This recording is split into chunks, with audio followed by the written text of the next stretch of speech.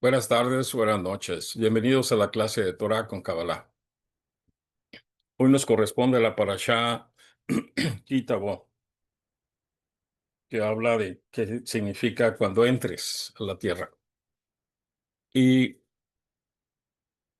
quiero primero disculparme porque ando con tos y me interrumpe el diálogo. Entonces, la parashá mm, es muy importante porque tiene estructura de bendiciones y maldiciones. Y esta paracha, siempre nos acordamos de ella porque nos corresponde leerlas. Alguien va a leer las maldiciones en el templo. Y son 3 páginas, son 98 maldiciones. Entonces, imagínense ustedes. Entonces, comienza la Torah hablando de cuando entres,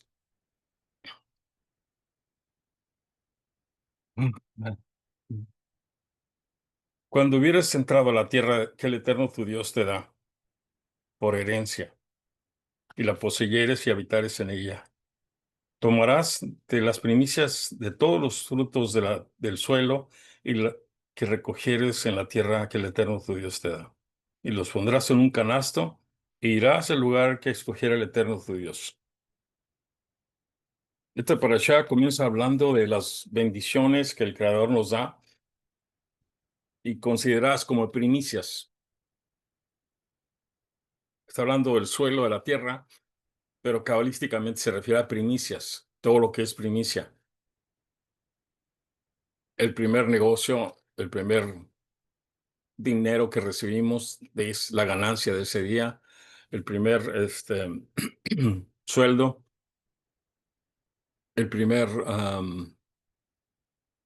estructura de construcción que hacemos, siempre hay una primicia, siempre hay algo que iniciamos por primera vez. Esas son las primicias. Entonces, esta primicia se le dedica al Creador. Ya no hay templo, ya no tenemos que ir a Jerusalén. Eh, Más adelante habla de los diezmos que se les dan al Cohen Gadol y al levita y al huérfano y a la viuda. Entonces ya no tenemos que ir allá, tenemos que hacerlo ahora aquí en el lugar donde estemos. Y esas primicias, cada quien tiene su ritual de qué hacer. Comenzamos primero con los sueldos, digo, con los árboles frutales o toda la vegetación, incluye los animales también. Tengo gallinas, tengo chivos, en fin, y va a haber una primicia, va a haber un animal que van a hacer. Esa es la primicia para el creador. Entonces, en el caso de los árboles, los adornamos. El primer fruto que sale casi siempre es el fruto mejor, porque después de la lluvia de primavera, los árboles se fortalecen y va a crecer una fruto hermoso, grande. Y esa es la primicia que se le da al Eterno por cada árbol que tenga. Entonces, enrollamos un cinto de color rojo, una cinta, para distinguirla. Y nadie debe de tocarlo, nadie debe de menos de comérselo, ¿verdad? Entonces, esa primicia está dedicada al Creador. Como no hay templo, hay personas que las dejan en el árbol hasta que ya se caiga sola la fruta, o los animales se las comen. Hay gente que las corta y las lleva en Shavuot, en la fiesta de Shavuot, los lleva al templo. Y ahí se cortan para que todos prueben las primicias que cada quien tiene. Algunos se los llevan a los rabinos y se los regalan al rabino.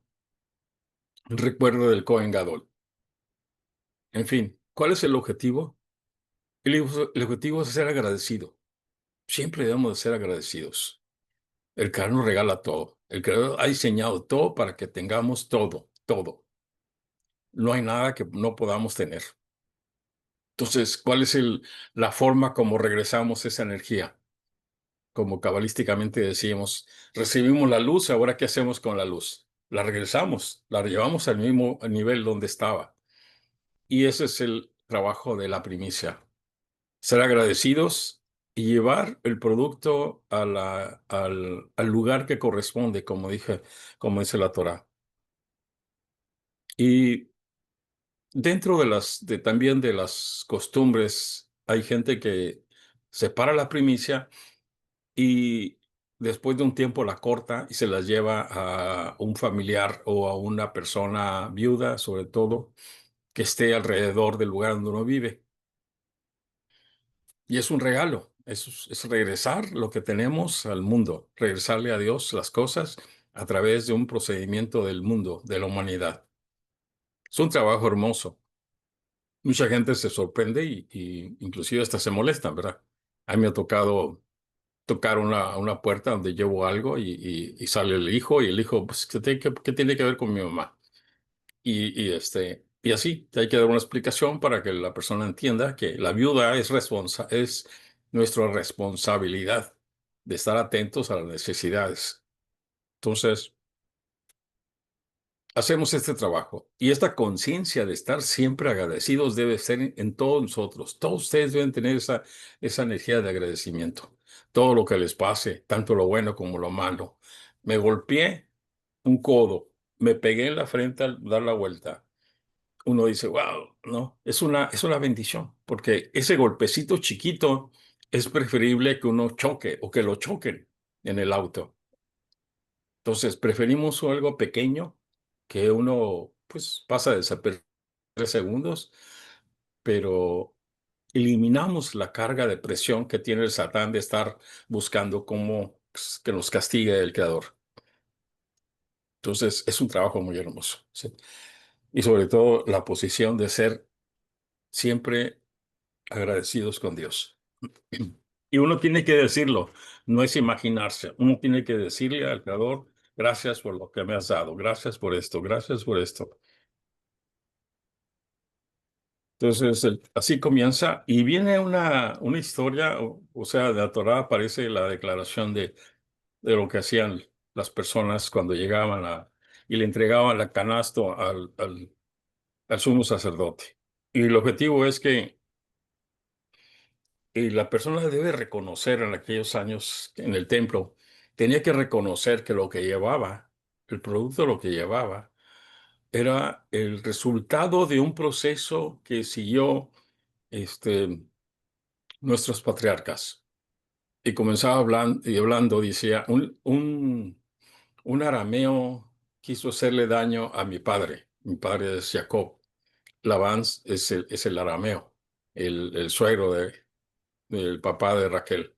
Entonces, un arameo quiso hacerle daño a mi padre, pero mi padre se multiplicó y bajó a Egipto con poca gente. Y ahí con poca gente crecimos y después el faraón nos oprimió y nos esclavizó. Pero llegó Moshe y entonces, con la autorización del Creador, aparecieron las plagas y nos sacó de Egipto. Con brazo fuerte nos sacó de Egipto y nos trajo aquí, después de 40 años en el desierto, nos trajo a esta tierra y ahora con los árboles que se han plantado, aquí está la primicia del trabajo. Entonces, es un recorrido que uno tiene que decirlo porque es algo que no sucedió rápidamente. Se movió toda la estructura de cómo recorrimos el mundo para llegar a Tierra Santa y ahora tenemos las primicias. Aquí están las primicias. Como les digo, las primicias no tienen que ser frutos, pueden ser cualquier cosa que ustedes tengan, que es por primera vez que reciban, esa es una primicia. Y esa primicia, cuando es dinero, sobre todo dinero, uno la guarda y la declara como primicia y le dice al creador que esa es su primicia de lo que pasó, del primer sueldo, de la primera ganancia, y ahí va a quedar hasta que el creador le diga a quién se la va a entregar. Y a veces llega la gente, llegan a sus casas o llegan en el auto y les piden una cantidad para comprar medicina o un X trabajo, ¿no? Sepultar a una persona. Y esa es la primicia que tenían guardada. Entonces uno saca este dinero y lo entrega. Es un proceso muy hermoso. ¿No? Aparece en el...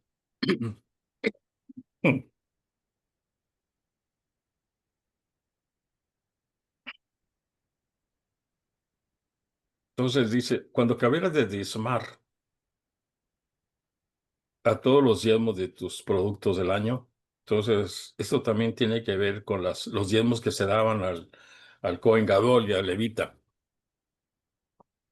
Ahorita ya no se entregan diezmos a la estructura religiosa, sino sí, solo hay bueno, en el caso de nosotros tenemos una aportación mensual que tenemos que dar.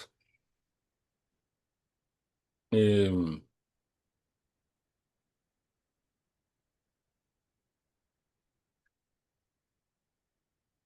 y después dice capítulo 28, dice, está hablando Moshe, acuérdense que está hablando Moshe todo este libro cuando ya va a morir. Y está hablando Moshe de lo que de lo que el Creador le dijo. Y aquí aumenta las palabras porque varias veces dice todo el mandamiento que os ordeno hoy. Pocas veces Dios dijo que ordenaba esto. Todo está escrito para que uno lo obedezca. No lo quiero obedecer, ok, pero vas a tener una consecuencia. O vas a obedecer la mitad, bueno, así te va a ir la vida, la mitad te va a tocar. Es un proceso sin presión, sin dogma. Pero aquí Moshe está hablando de ordenar. Cambia la estructura de Moshe y dice las palabras, el mandamiento que te ordeno hoy. Y entonces, pasó un detalle que cuando está, acuérdense que estaban en la tierra de, de los, de los, de los, moabitas. Está el Jordán viene de norte a sur, y del lado derecho estaban los moabitas y los eh, edomitas. Del lado izquierdo está Tierra Santa. La primera ciudad que estaba allí era Jericó. Entonces estaban parados en la tierra de la derecha donde estaban los edomitas. Y Hashem ordena que escriban todo lo que se ordenó en esta paracha. Y entonces Moisés ordena y dice, busquen las piedras grandes, grandes piedras, colóquenlas en las orillas del Jordán, y cuando crucen, pongan otras piedras también del lado de la tierra del otro lado del Jordán, y revóquenlas con cal. Y después van a escribir ahí todo lo que se dijo, o sea, todo lo que Moisés está ordenando. Eso era para que la gente que llegara y viera esas piedras se diera cuenta que van a entrar y tomar posesión de Tierra Santa. Y que lo que ordena Hashem aquí está escrito. En el mundo místico tiene otra instrucción. Como sabemos, las piedras en nosotros, ¿qué son? ¿Cuál es la piedra de nosotros?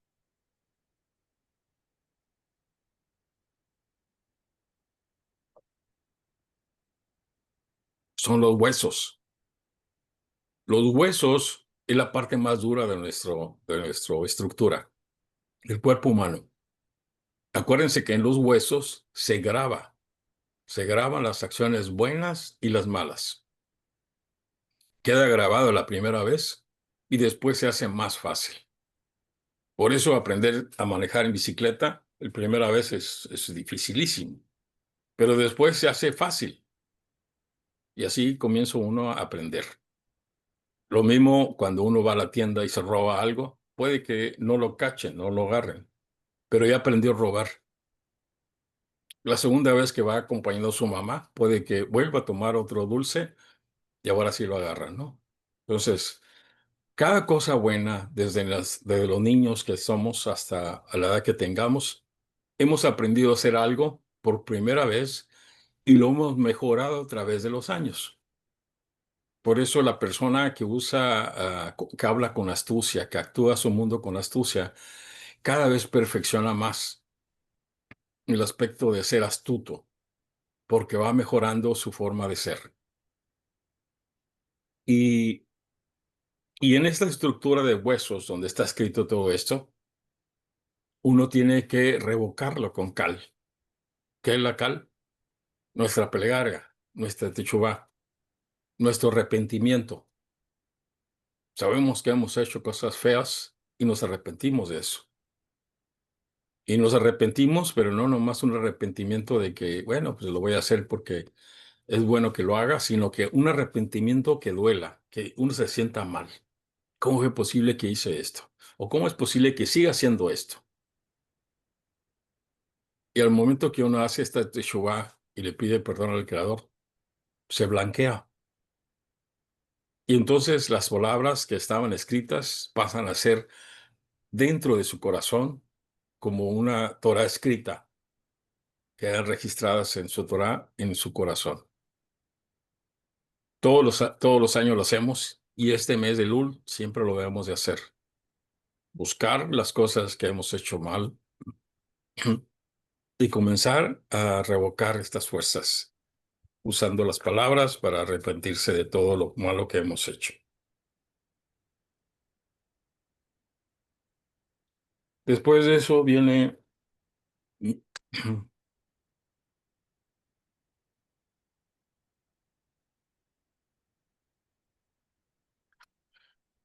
en el versículo 12, que es el quinto ley, dice, se van a parar frente a dos montañas. Uno es Gerizim y otro es Ebel. Estas montañas eran dos montañas que estaban casi simétricas, una frente a la otra. Y en medio había un pequeño valle. La gente se paró en medio y las tribus se dividieron en seis y seis. Seis para un lado y seis para otro. Las tribus más débiles, que fueron en el caso de Shimón, Leví, que fueron las que se pararon frente al monte Gizarín, y las fuertes que era Rubén, Gad, en fin, se pasaron al otro lado, al monte de Ebal. Y lo que iban a hacer era hablar de las maldiciones. Y el procedimiento, como se hizo, porque está escrito, fue que la gente debía saber la bendición, qué es bendición y qué es maldición. Cabalísticamente para nosotros todo es bueno. Entonces, ¿cómo va a ser todo? Una maldición va a ser buena. Sí, porque si la maldición, yo no hago nada que dice la maldición, se convierte en una bendición. Es como decir, ¿te has comido un ratón? Pues no. Ah, entonces, no has comido un ratón, quiere decir que estás bendito porque no te has comido ningún ratón. Así son las bendiciones. Entonces, una maldición que se dijeron en ese momento y están escritas precisamente para que las veamos, depende de nosotros si las transformamos en bendiciones. Y lo que hicieron fue que separaron de un lado y otro lado. Y la gente que estaba parada en el lado de la bendición, este, perdón, del lado de la maldición, comenzaron diciendo, maldito el hombre que haga esto. Y la gente decía, amén. Todos decían, amén. Y luego los que estaban parados en la montaña de Gerizim decían, bendito el hombre que no haga esto. Y todos decían, amén. Entonces son 11 11 maldiciones. Las bendiciones no están escritas, pero están escritas en otros libros. Creo que el Midrash está escrito también. De modo de que sabemos cómo transformar la maldición en la bendición. Y aunque son medias complicadas porque no es fácil creer o pensar que uno puede haber hecho eso. Entonces,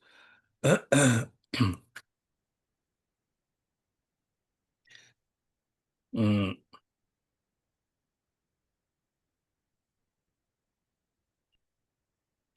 comienza en el versículo 15. Maldito el hombre que hiciere escultura o imagen de fundición, cosa abominable al Eterno, obra de manos de artífice y la pusiere en un lugar secreto.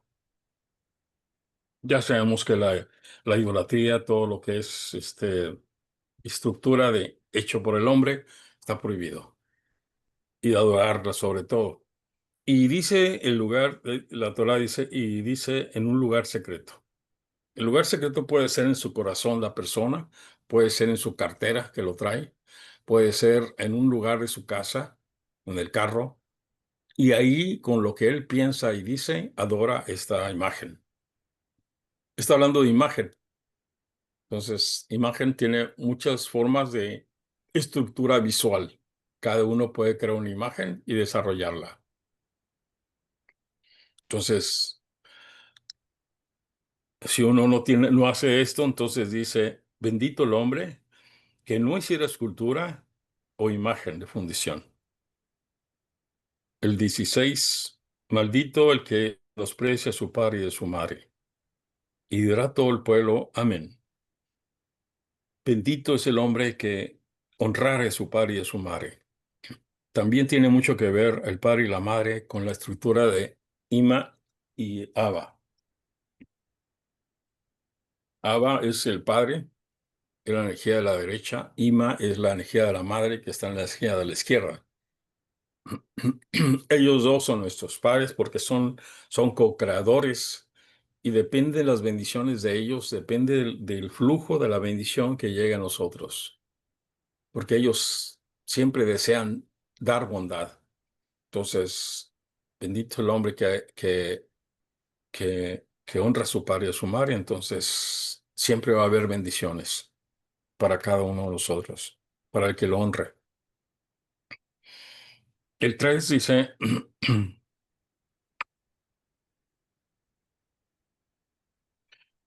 mm, maldito aquel que removiera los límites de su prójimo. Entonces, mover los límites de una persona, del terreno de una persona, está prohibido. Pero también los límites de una persona está limitada, que tiene su mundo limitado. Como está limitado, puedo sacar provecho. También eso está prohibido. No lo debemos de hacer. Ujú.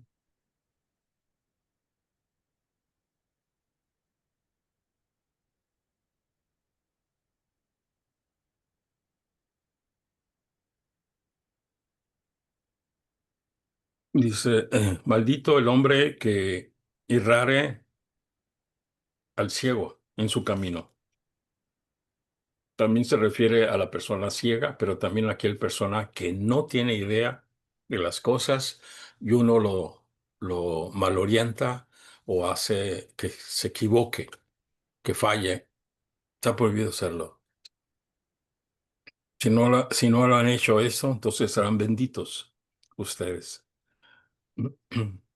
Después dice, maldito aquel que torciera el derecho del extranjero, al huérfano y de la viuda.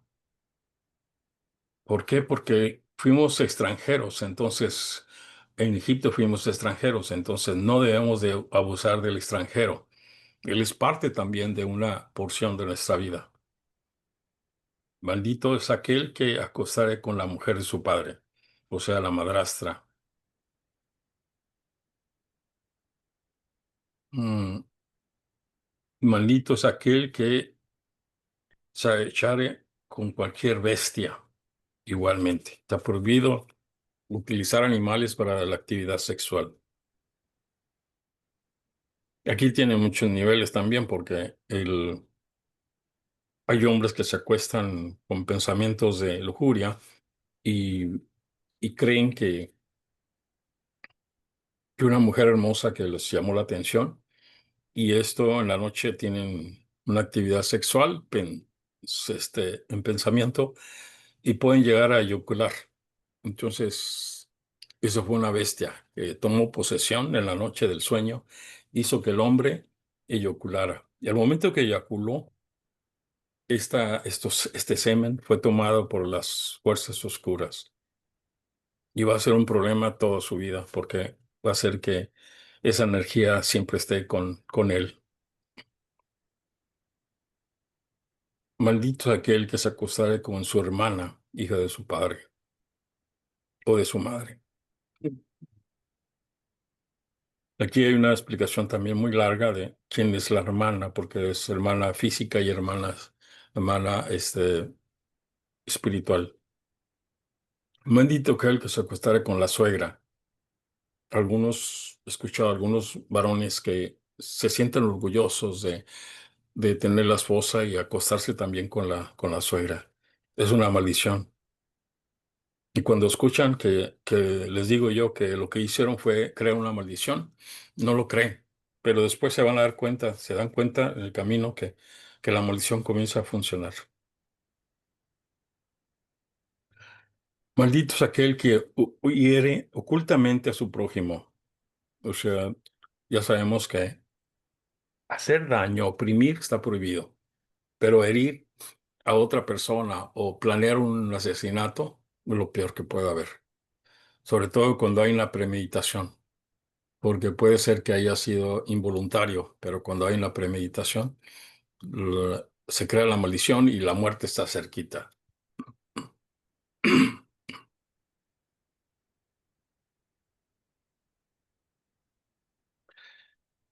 Maldito aquel que tomare soborno para matar a alguien. También ya sabemos es lo peor también, aceptar algún soborno como sea, de manera que sea, para que le vaya mal a una persona y muera por eso. Maldito sea el que no persevere con las palabras de esta ley y las cumpliere. Entonces, esta última instrucción es para los israelitas, el pueblo de Israel. Entonces, estamos obligados a trabajar bien para que se cumplan estas y se transformen en bendiciones. Después, el capítulo 28, vienen unas bendiciones eh, y los voy a decir rápido porque hablamos de las maldiciones, entonces voy a decir rápidamente las bendiciones. Versículo 3: bendito serás en la ciudad y bendito serás en el campo. Donde anduviéramos, siempre va a pasar bendición, no hay maldición. Nos va a ir bien. Bendito es el fruto de tu ciudad, de tu vientre y el fruto de tu tierra. Nuestros hijos y nuestros árboles y nuestro trabajo en el campo siempre está bendecido.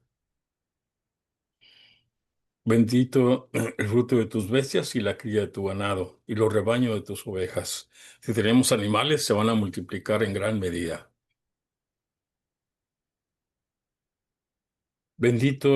Será el canasto de tu arteza. Bendito será la entrada y el bendito serás en la salida. Se refiere a la puerta que tenemos de nuestra casa, donde hay una mezuzá, y cada vez que entramos y salimos somos bendecidos por nuestro trabajo y por nuestra forma de ser.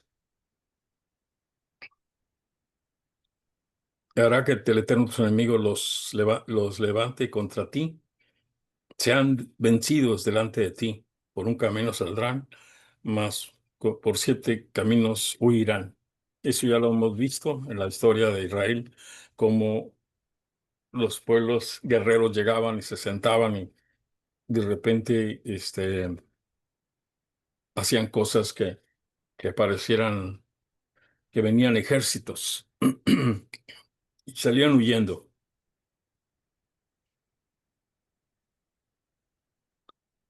El Eterno mandará que la bendición esté en tus graneros y en toda empresa de tus granos, y te bendecirá en la tierra que el Eterno tu Dios te da. Ya sabemos que todo lo que hagamos, en la empresa que hagamos, tenemos una bendición escrita, y esa bendición se cumple. Entonces, no hay que agregar tristeza ni maldad a nuestros pensamientos. Siempre debemos estar seguros, confiados en que el Creador cumple siempre todo lo que ha escrito. Y todo lo que ha hablado a través de Moshe se cumple. Entonces, esta bendición es muy importante porque siempre nos va a ir bien donde andamos. Y lo que hagamos, cualquier empresa que hagamos, nos va a ir bien.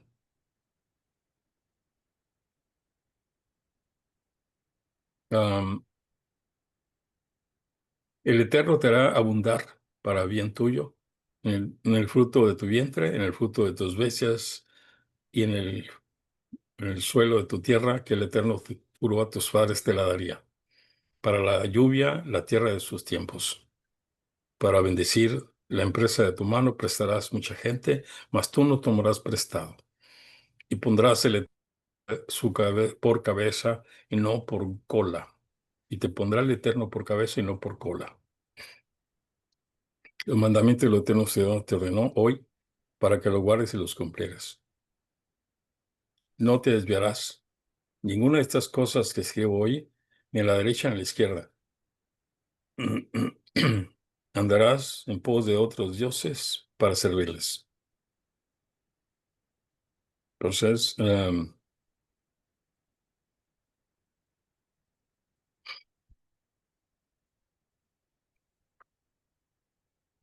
después de eso, menciona a Hashem que si no obedecieres,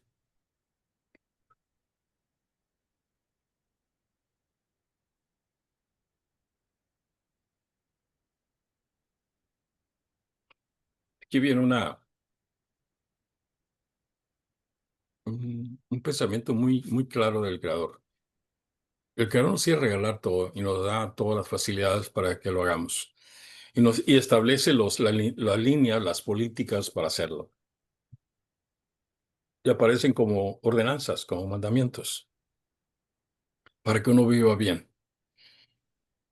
Y está garantizado que así es, porque los que hemos hecho esto sabemos que es cierto. Se cumple las bendiciones. Y uno vive feliz, próspero, con salud y vida. No más nosotros, nuestros hijos, nuestra casa, todo lo que tenemos, hay prosperidad y vida. Entonces dice, pero si no cumplieres, es la parte donde aparecen las 98 maldiciones. Y si lo quieren leer, léanlo, porque es el capítulo 28. Y, y aparecen como tres niveles de maldiciones. Primero aparecen las maldiciones más sencillas, ¿no? Pero si, dice la Torá, pero si te enojaste, si te molestaste, si consideraste que eso no es suficiente, entonces yo te mandaré esto y esto y esto. Y llegan las bendiciones más pesadas, perdón, las maldiciones más pesadas.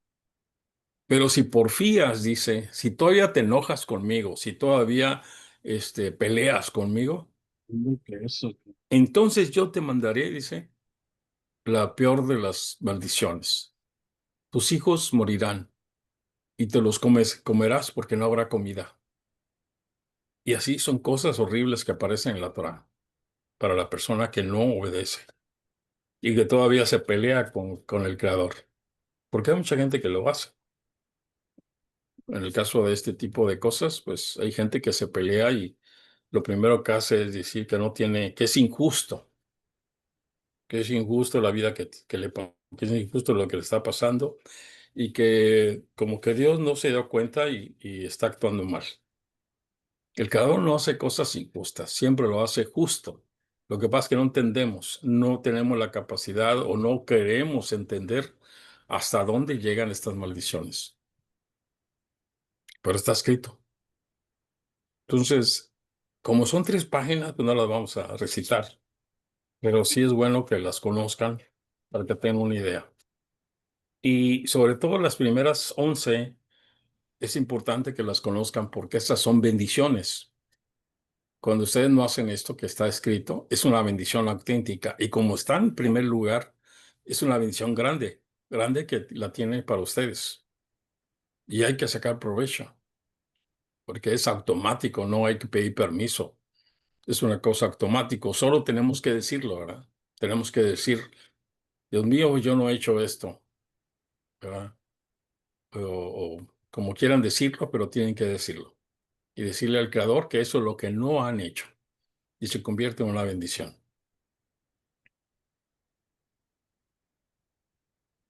Pregunta si hay. Ah,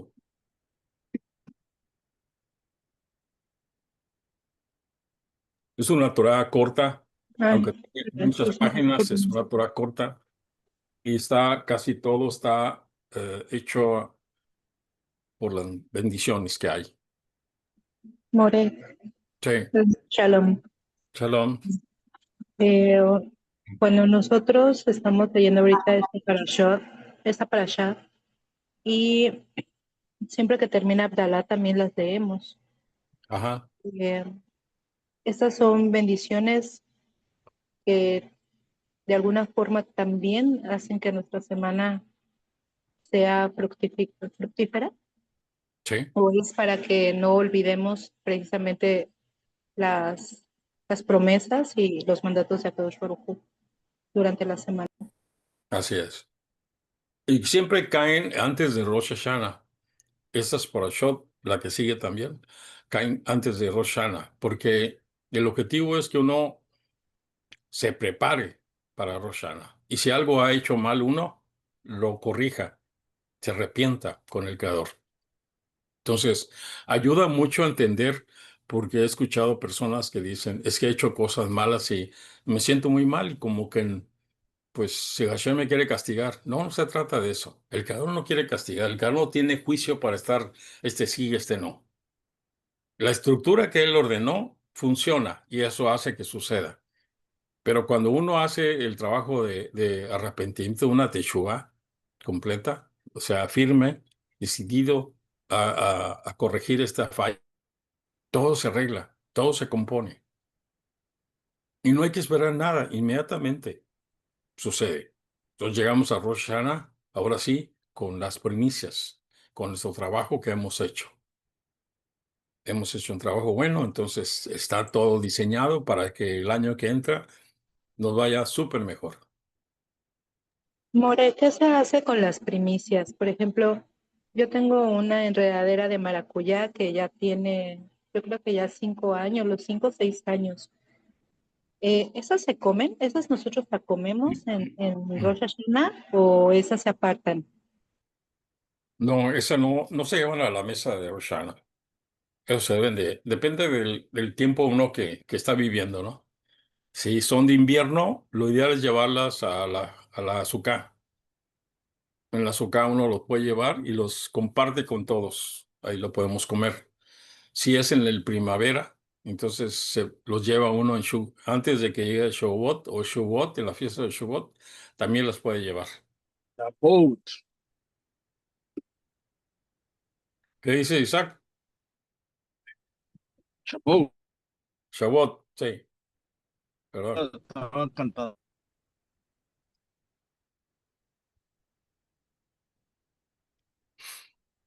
¿Cuál es el secreto, More, de la separación de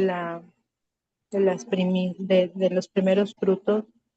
Eh, Porque antes pues se decía que era para el templo, pero ¿por qué se sigue preservando? ¿Cuál es el secreto en realidad? Bueno, como les dije, el objetivo es la alegría que causa. Cuando usted en un árbol, vamos a decir un naranjo o varios naranjos, y un domingo o un lunes se ponen a revisar y encuentran un retoño y lo observan, pero van a ver qué tanto se desarrolla. Después de 2, 3 semanas dan la vuelta y se da cuenta que esa fruta está bien hermosa, grande, hermosa. Y de todas las que vieron, es la más bonita. Eso genera alegría, debe de dar alegría. Y la alegría no es porque me la voy a comer, sino la alegría es una alegría que se va dirigida al Creador, gracias por lo que Él me ha dado, por los árboles frutales que tengo y todos han dado frutos. Entonces hay una alegría para Él. Entonces se deja, se marca, se establece cuál es, y se le dice si hay niños o personas mayores que no deben de tocar esa fruta porque está dedicada al templo, a Hashem. Y esa alegría se comparte después.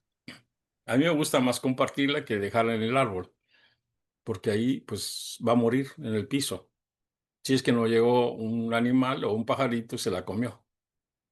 Es llevarlas al templo y compartirlas en la mesa de cualquier mesa. En Shabbat pueden hacerlo también.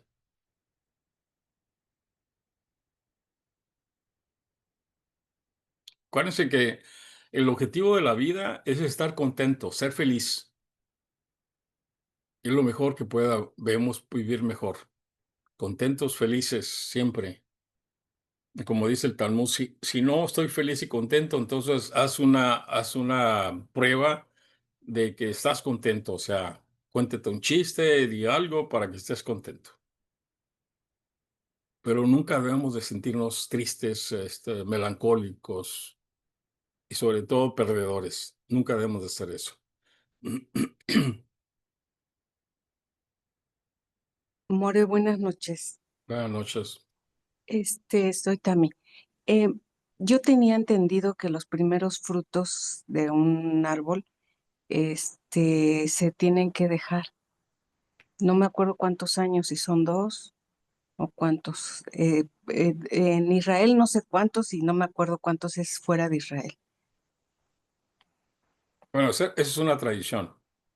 Sí, Los frutos, hay costumbre de dejarlas en el árbol para que ahí maduren y caigan al piso, porque van a caer al piso. Entonces, son costumbres que cada pueblo lo hace, ¿no? Nosotros los sefarditas tenemos más la costumbre de compartir y sobre todo el aspecto cabalístico de regresar a algo, de que yo lo tengo ahí y estoy feliz y contento y lo traje para que vean, ¿no? Yo, por ejemplo, tenemos un árbol de higos y una higuera y genera muchos higos. Entonces, por varios Shabbat llevamos higos al templo, a Shabbat, a la comida de Shabbat, y todo el mundo pues, lo disfruta, ta- disfruta la comida del higo. Algunas veces hacen una ensalada de higo también. Entonces, esa es la alegría que uno debe de tener, compartir con gusto las cosas que el Creador nos regala.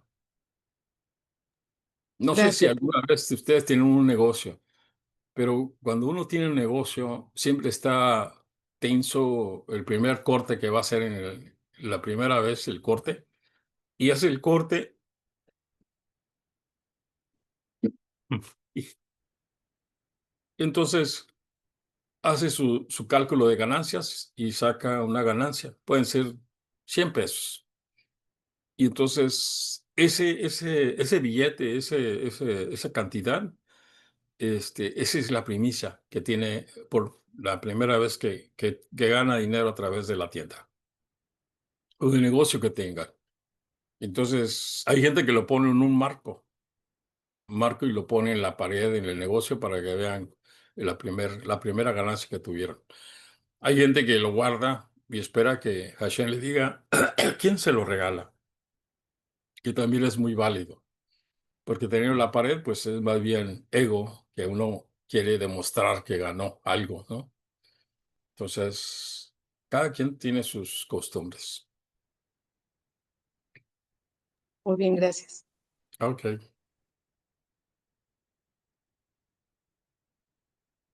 Ahorita que dije de los huesos, quedó claro ese aspecto. No sé si alguno no sabe de qué me refiero, que se graban, las acciones se graban en los huesos.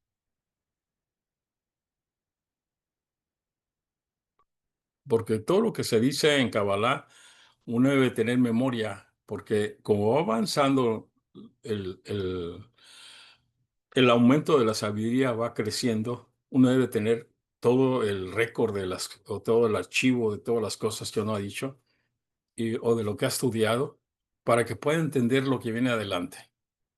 No es fácil a veces cuando uno se olvida o llega a una clase que no tiene idea de qué están hablando. Entonces, por eso les pregunto. Y es bueno que de aquí en adelante, siempre que escuchan algo que no han escuchado, me interrumpan o me digan de qué se refiere a eso, de qué se trata, para que quede claro. Yo, ¿Se puede More, yo sí quiero que me explicar? repitas. No escuché bien. ¿Cómo?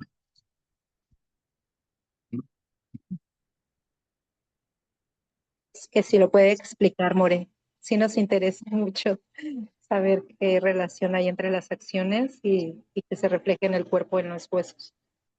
Bueno, el Zohar lo menciona. El Zohar está escrito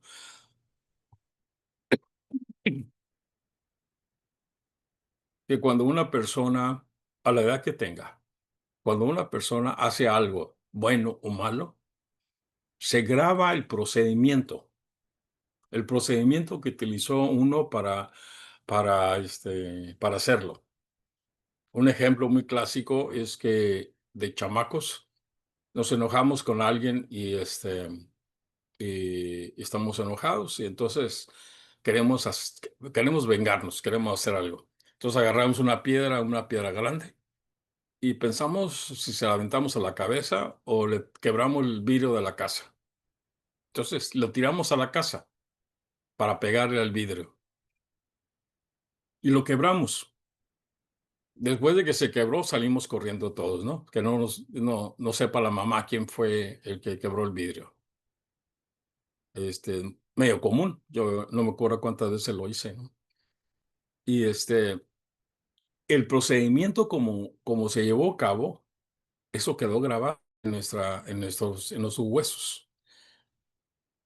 Comienzan primero por los huesos grandes de las piernas y del hombro, quedan grabados ahí el procedimiento. ¿Qué fue lo que hizo? Volteó para todos lados, buscó una piedra grande, no se conformó con una chiquita, la agarró, miró dónde iba a ser y la tiró con fuerza. Entonces, ese procedimiento quedó grabado. La próxima vez que lo vaya a hacer, ya no va a sentir temor o no va a querer, no va a estar tenso, aunque la gente le diga, no, no, no, no, no le tires porque la gente piensa que le va a tirar a la cabeza, ¿no? Entonces, ve uno otra vez la ventana y se la tira a la ventana. Ya no sale corriendo como antes, porque está seguro que no se van a dar cuenta que él fue, aunque la gente va a decir después quién fue. Pero eso ya se grabó. Entonces se va grabando y va aumentando los niveles de certeza con que uno lo hace. En el caso del ladrón, que es el más común, comienza a robar algo pequeño que no, a veces nadie se da cuenta de lo que se llevó, pero llega un momento en que se atreve a hacer algo mejor para él y entonces roba algo. Eso que robó quedó escrito, o si ya había robado algo pequeño, aumentó la intensidad del robo. De modo que cuando llegue, vamos a decir, a la cuarta vez, va a sentirse con confianza de robar. Y sobre todo, hay una energía bien curiosa. En su pensamiento, sabe que nadie se va a dar cuenta que él fue. Eso se le da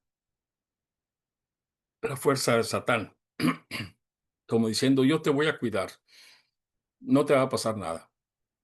Entonces el ladrón se atreve a hacer cosas más grandes con la confianza de que no lo van a descubrir. Por ejemplo, si tenemos un cajero y el cajero cada vez que hace el corte toma dinero y dice que le faltó dinero. Y si el patrón dice, bueno, no es poco, no hay problema, ese cajero cada vez va a ir robando más y va después a alterar las cifras para que no se nota que él tomó el dinero. Y así es como comienza a desarrollar la capacidad de robar. Hasta que alguien o el mismo dueño o si tiene un contador se da cuenta que las cifras no coinciden entre lo que se está vendiendo y lo que está entrando. Y ahí es cuando comienza a sospechar de un robo. Todas las cosas se graban, incluyendo lo bueno. La primera vez que regalamos algo, en el caso de un niño, por eso los niños de la edad que tenga les ponemos a regalar el pastel de cumpleaños. Porque si el niño comienza a regalar su pastel, aunque sean las figuras principales como los abuelos, los padres, y después siguen los amigos y la gente que no conoce, va aprendiendo a compartir algo que es de él y que tiene la capacidad de regalarlo. Y eso se graba bien porque lo hace como 20 veces el niño repartiendo platos con pastel. Y eso le va a ayudar en el futuro que cuando él vaya a regalar algo, tenga la confianza de que le va a ir bien. No tiene temor, no tiene ninguna preocupación. Y así es todos los procesos de vida. Imagínense ustedes cuántas cosas hemos hecho que iniciamos con un proceso de temor, de miedo, salimos adelante, todas las cosas buenas, y nos fue bien. Y algunas cosas malas que las hicimos de jóvenes, sobre todo de jóvenes, hicimos muchas y nos atrevimos a hacer, y ahora ahí están los recuerdos. Entonces, para borrar todo eso, comenzamos un proceso de limpieza. Y hay que revocar todo esto y ponerles cal, o sea, la energía de Teshuvá.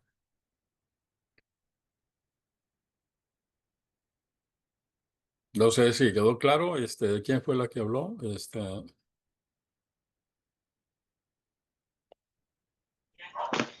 Tengo una pregunta, More. Sí, adelante. Eh, Mi pregunta es, ¿cuáles son, cuáles son las 70 lenguas de las naciones? Bueno, ahorita ya no hay 70, hay Porque, más de 70. Hay más de... bueno, mi pregunta es por lo siguiente, Sí, que también esta parasha sí, nos habla de que Moshe y Joshua erigieron las 70 piedras, bueno, 70 piedras en donde estaban relatadas lo que es la Torá, para que todas las naciones supieran o conocieran y sí, pudieran hacer la Torá. sí, Por eso mi pregunta. sí. No he leído ni he escuchado a un rabino que diga eso. ¿Cuáles son las 70? Sabemos que en la tierra de Canaán, todo ese espacio, de Egipto, toda la parte superior de Mesopotamia, todo eso, no llegan a ser 70, son menos de 70. Entonces, el resto, no tengo idea dónde están. Pero el Creador estableció que hay 70 naciones con 70 ángeles que dirigen a cada nación para el trabajo de cada nación. Es bien curioso porque hay una energía del ángel que establece lo que va a hacer esta persona, ¿no? O lo que va a hacer este pueblo. Por ejemplo, hay pueblos que son flojos y pocos son los que trabajan, pocos son los que ordenan, dicen cosas. Y el ángel está contento por eso. Pero hay de repente un líder que se levanta y comienza a hablar y enseñar a dejar de ser flojo y todo eso. Y a veces el ángel no le gusta, pero el creador está de acuerdo. Entonces hace que el ángel acepte esta persona haciendo este trabajo y genera un cambio en la nación. Ahorita, por ejemplo, en la mañana estaba viendo noticias de las naciones y estaba viendo Argentina. Michel, que es el presidente de Argentina, es un hombre radical completamente, muy cargado a la derecha y ha hecho cosas buenas, pero con mano dura. Y a la gente no le gustó. Entonces, en la ciudad de Argentina, en la votación de las elecciones que hubo, perdió. Perdió él, sus candidatos perdieron. Hubo un revés.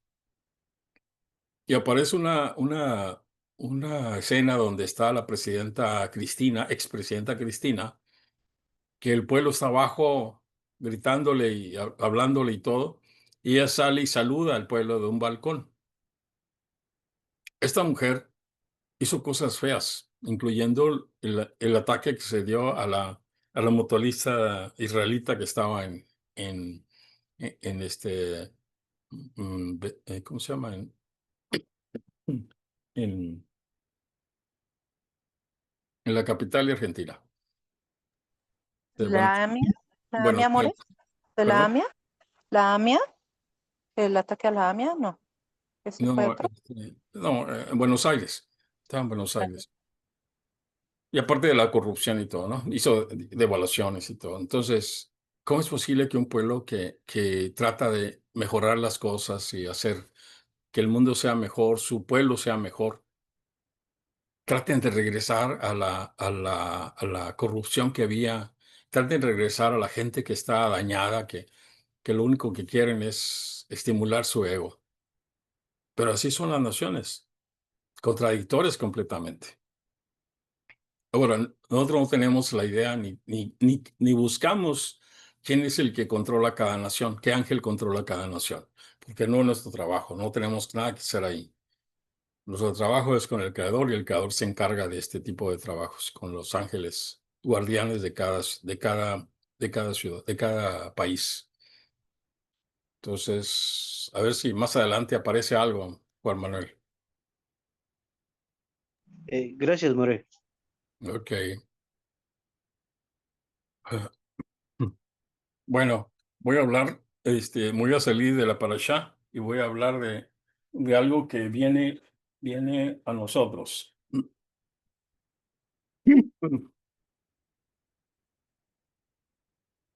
El día 22, que es un lunes de este mes, lunes 22,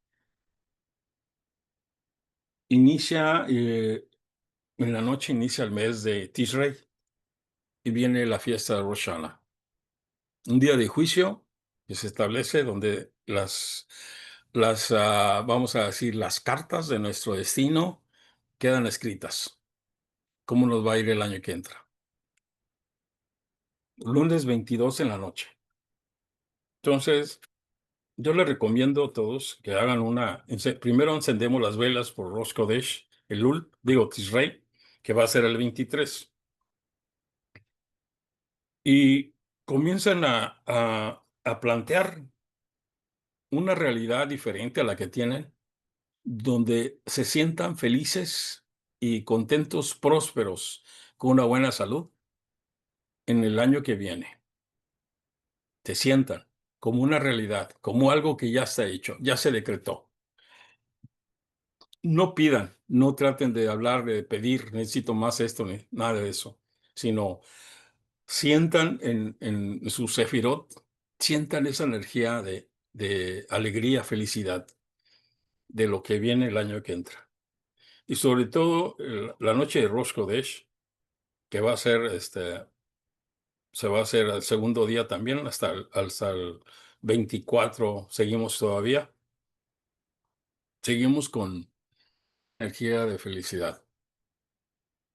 Y comiencen a diseñar qué es lo que quieren. Si tienen un negocio en la mente, si tienen un cambio de casa, si tienen una modificación de algo de su casa, algo que hay que estudiar, algo que tenemos que cambiar en la estructura espiritual de nosotros o nuestros familiares. Todo eso comiencen a diseñarlo como algo que se va a hacer. Porque la energía de Rosh Kodesh hasta Yom Kippur son días en que el Creador desciende. En la noche de Rosh Hashanah se corona a Hashem, el rey. Hashem se convierte en rey y está en la tierra. Y está en la tierra porque verifica que los hombres sean sinceros en lo que están diciendo, sean sinceros en el pensamiento. Y por eso dice que él revisa hasta los riñones, porque quiere ver la sinceridad en todos nosotros. Entonces, en este día eh, coronamos y permanece él toda esta semana, todos estos 10 días permanece aquí. Y el objetivo es que está revisando y está viendo nuestro deseo de que nuestra vida sea súper mejor. Entonces no podemos decir, pues Dios mío, tú dime qué hago o envíame lo que tú quieras. No, no se vale, eso no es cierto. Ustedes tienen que diseñar. Me gustaría que esto pasara, me gustaría que esto sucediera. Yo deseo que esto ocurra. Y siempre está hablando de la palabra deseo. Deseo que esto suceda, deseo que esto ocurra. Para que la energía de en estos 10 días se selle de una manera muy diferente. Y cuando llegue Yom Kippur, que va a ser el 2 de octubre, quede escrita, sellada con un cambio grandísimo, favorable. Ahora, eso ocurre en todo el planeta, no nomás en las ciudades o en las sinagogas, no, todo el planeta ocurre. Todo el planeta está sujeto a la balanza del mes, de este mes. Y en la noche de Rosh Hashanah se establecen los destinos de todos los millones, los 7 mil millones de gentes, más las decisiones de los pueblos. cuáles pueblos van a ser borrados, cuáles pueblos van a vivir, cuáles van a mejorar, en fin. Todo se establece en ese momento. Las decisiones son tomadas. Y hay 10 días para cambiarlos, para cambiar nuestros destinos. Y esos 10 días son los que les digo que son muy importantes a partir del 23. En la mañana, sobre todo, comienza los 10 días y hay que aprovechar estos 10 días en las mañanas para platicar al Creador de qué es lo que quieren que suceda en este año. Hay que hablar de una manera visual, de que ya está ocurriendo, está sucediendo. No deben de plantear cosas de así al caos o a un volado. No va a suceder nada. Y van a ver cómo su vida en el próximo año va a comenzar a suceder grandes cosas. Entonces, por este motivo, el martes 23, que es más adelante, no vamos a haber clases. Va a haber clase la siguiente, pero el martes 23 no vamos a poder tener clase. Ahora, el martes 30 sí habrá clases. Y ahí en adelante vamos a tener clases porque después viene la fiesta de Sukkot. Y la fiesta de Sukkot es como diciendo, el final, así como de orquesta, el final más grande de un proceso espiritual muy, muy completo.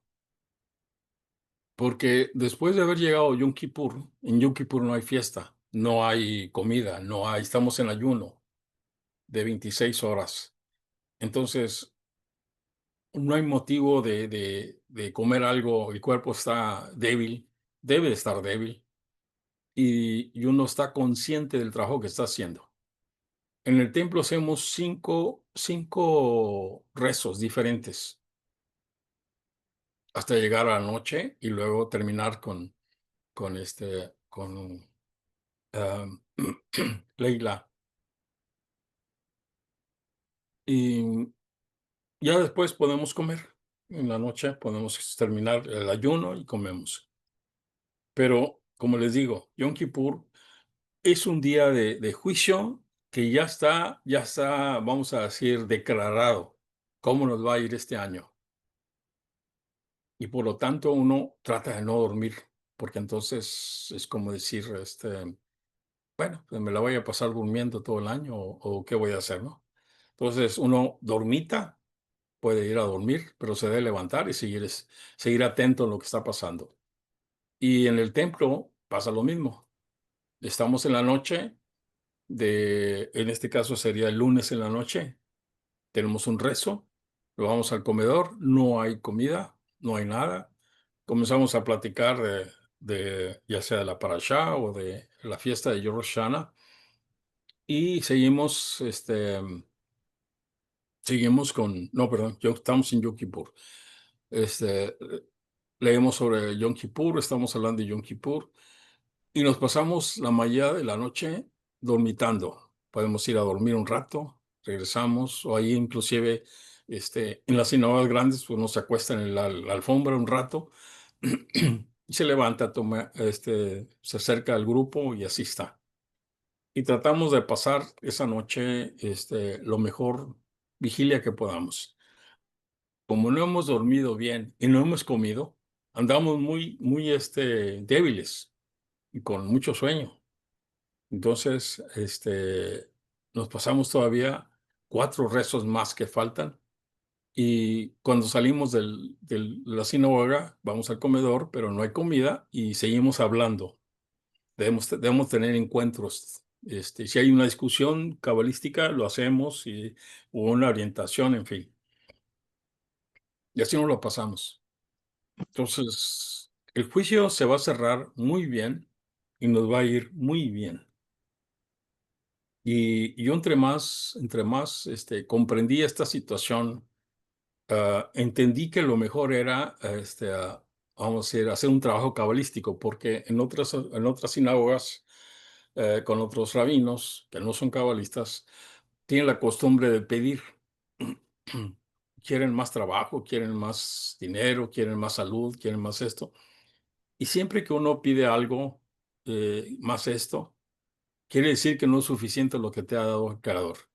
Y es una falla muy grave. decirle a Dios, oye, ¿no me has dado bastante? ¿Qué te pasó?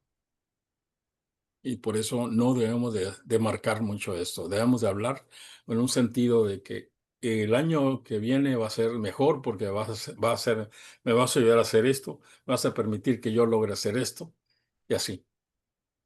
Y así es como lo vamos a hacer. Y ya después de la fiesta de Sukkot, les voy a hablar más adelante. Eh, ¿Preguntas, chicos? More, Ah, Shalom, para las mujeres que nosotros, si no rezamos las eligió al amanecer ante Hashem, ¿tenemos alguna complicación, deuda, problema con él por eso? no, ¿O la mujer no, delante no, de Hashem está excepto? no, nada de eso. Deben de entender que las mujeres, la cercanía con Hashem es muy cercana, está muy cercas. De modo de que el Creador, o sea, el Creador no tiene ninguna intención de dañar a una mujer. Cuando la mujer queda viuda, que sería el nivel más triste, es porque el hombre lo merecía. Y a veces la mujer, al quedar sola, tiene, tiene a su alrededor,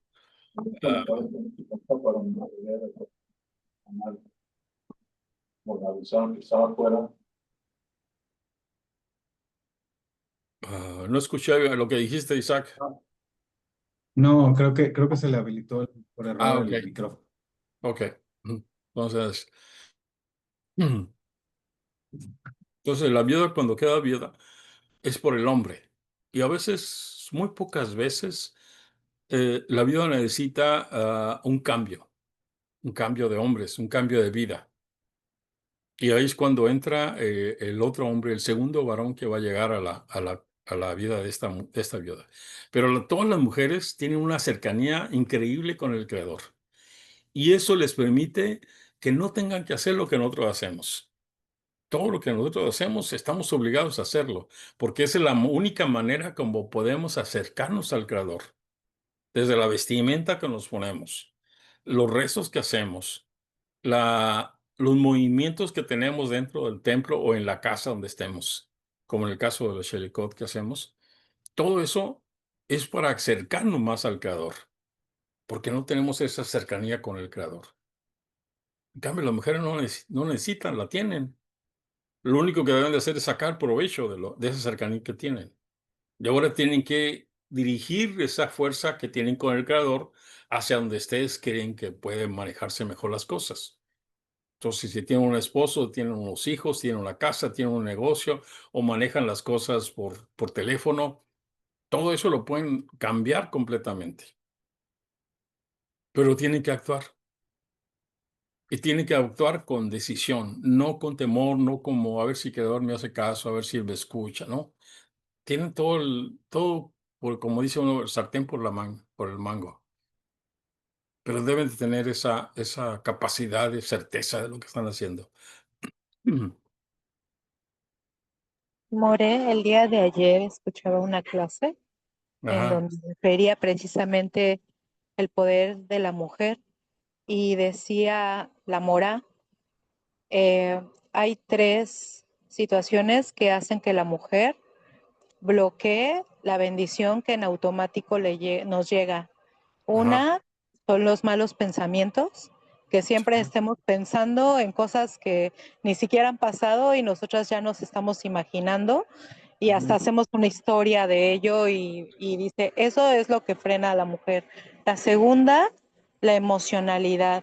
¿Qué tipo de emoción le ponemos a las cosas? Y tristeza, llanto, desesperación, estrés, lo que sea. Y la última, sobre sexualizarnos, el estar viendo como, no sé, hay personas que, dice, hay jóvenes que ahorita ya ven películas para adultos o alguna película que tenga mucho contenido de eso o que la vestimenta no sea la adecuada y estamos enseñando de más. Dice, esas tres cosas son las que impiden que nosotros recibamos la bendición de Akadosh Baruj Hu, porque Akadosh Baruj Hu es santo. Y a nosotras como mujeres se nos ve también como sagradas. Incluso decía la Morá, cuando el hombre se casa, a la mujer la eleva con una frase al lado de santidad, al lado de los tefilín, al grado de la mezuzá, al grado de, o sea, de lo máximo, también lo considera como algo sagrado. Entonces ella decía, solamente hay que creerse que uno puede hacer todo, quitar esas tres cosas y todo lo que creamos, todo lo vamos a realizar. Nosotros somos el cuello y el hombre es la cabeza, entonces nosotros somos las que dirigimos la cabeza, pero siempre con el pensamiento en Akadosh Baruj Hu. Me gustó y me ayudó y hoy me puse a bailar. Le digo, hoy me puse a bailar. Bueno, espero que todas las mujeres lo hayan entendido lo que dijiste, porque es mucha verdad todo esto. Y no necesitan hacer tantas cosas como nosotros. Todo tienen en la mano para que lo hagan. Baruch Hashem. Bueno, bueno, pues de mi parte es todo. Em, mm, sí, la semana que entra no va a haber luna. Y siempre que no hay luna, la oscuridad se fortalece aparentemente, porque depende de nosotros. Entonces, tratamos de no hacer cosas tontas cuando no hay luna, ¿no? Como andar de noche, sobre todo, solos. Si un hombre va a viajar, o aunque vaya al centro de la ciudad o a un lado de la ciudad, debe de acompañarse de alguna persona. Si no puede la esposa, una persona mayor de preferencia, para que no entre solo. Y de esa manera, los espíritus malignos no tienen poder de dañar. Pero un hombre solo es una tentación para toda la estructura oscura. Y ahí donde uno comienza a tener problemas, el carro, el camino, la gente que nos toca ver, todo esto. Y el único objetivo es que uno comienza a crear miedo. Y al crear miedo, ellos ya controlaron todo. Así que tengan cuidado, los varones sobre todo, y, y conserven esta tranquilidad, esta paz que hay ahorita. Entonces, va a ser la siguiente semana, a partir del 16 de septiembre. Entonces, que tengan bonitos días, que el Creador los ilumine, los llene de luz, sean capaces de compartir, sean capaces de sentirse felices y expresen esa alegría en la alegría. Y sean felices todos los días. Laila todo. Hasta Laila, luego. Gracias. igualmente, Laila, todo. igualmente, Gracias. gracias.